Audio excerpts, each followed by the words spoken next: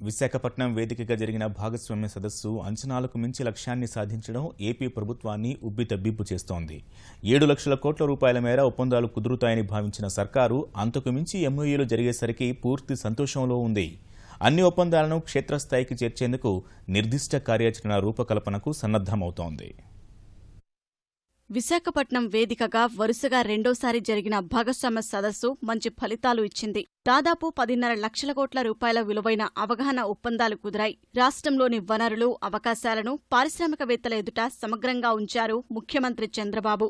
Corporate దిగ్గజాలు, విదేశీ ప్రతినిధులతో ఓవైపు ముఖాముఖి చర్చలు జరుపుతూనే మరోవైపు అధికార యంత్రాంగాన్ని పూర్తిగా సన్నద్ధం చేశారు. ఎప్పటికప్పుడు సూచనలు అందించారు. రెండో రోజున స్వయంగా ఆయనే పారిశ్రామికవేత్తలకు అవగాహన ఒప్పంద పత్రాలు అందించారు. కేంద్ర మంత్రులు అరుణ్ జైట్లీ, వెంకయ్యనాయుడు, నిర్మలా సీతారామన్, ధర్మేంద్ర ప్రధాన్, సురేష్ ప్రభు, నితిన్ గడ్కరీ, అశోక్ గజపతిరాజు, సుజనా చౌదరి 2 రోజుల సమావేశాలకు హాజరై చర్చల్లో పాల్గొన్నారు. ఇది కేంద్రానికి రాష్ట్రంపై ఉన్న సానుకూల వైఖరిని స్పష్టం చేసింది. ప్రధానంగా పెట్రోలియం శాఖ మంత్రి ధర్మేంద్ర ప్రధాన్, ఉపరితల రవాణా శాఖ మంత్రి నితిన్ గడ్కరీ వారి శాఖల నుంచి భారీ ఎత్తున అవగాహన ఒప్పందాలు కుదర్చడం రాష్ట్ర ప్రభుత్వానికి మరింత ఉత్సాహాన్ని ఇచ్చింది.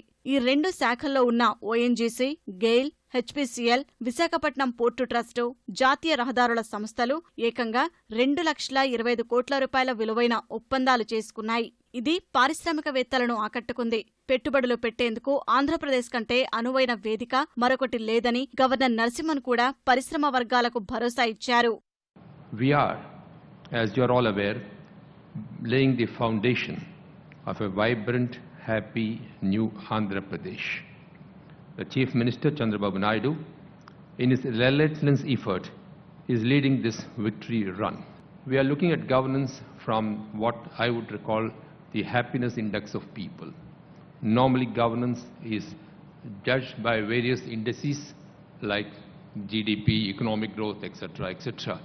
But I for one would like to gauge it from the happiness index of the people, because ultimately your success of your governance lies in the happiness of the people. How happy are people with you?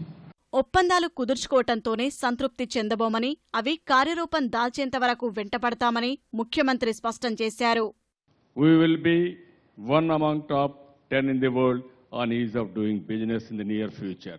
That is our aim. We are going to achieve it. In so many areas, power we are having generally for industry.